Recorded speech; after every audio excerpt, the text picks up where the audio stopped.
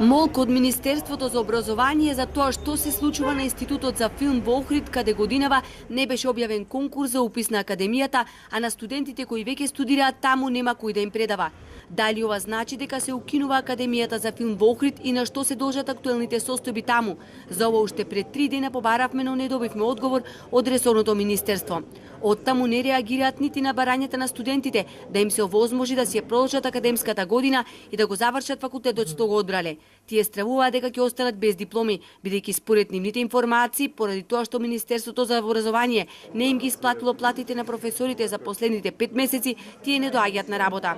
За најмладата филмска академија во земјава, која беше основана во 2015 година во време на претходната власт, се огласи од ВМРО ДПМНЕ.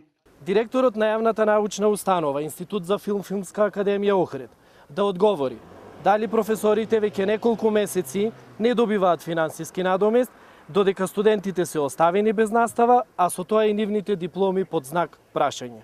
Филмската академија се наоѓа во просторите на Универзитетот за информатички технологии Свети Апостол Павле, каде исто така владее хаос. Алфа уште пред 2 месеци го актуализираше проблемот на 47 студенти кои се запишаа таму, но извисија бидејќи непосредно пред почетокот на студиската година, идните академски граѓани дознаа дека практично се запишале на 2 непостоечки факултети, за кои универзитетот нема акредитации.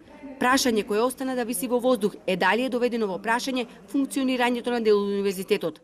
Во секторот високо образование во Охрид, односно за Универзитетот за информатички науки и технологии Свети Апостол Павле, се кратат половина од предвидените финансиски средства за капитални расходи и инвестиции.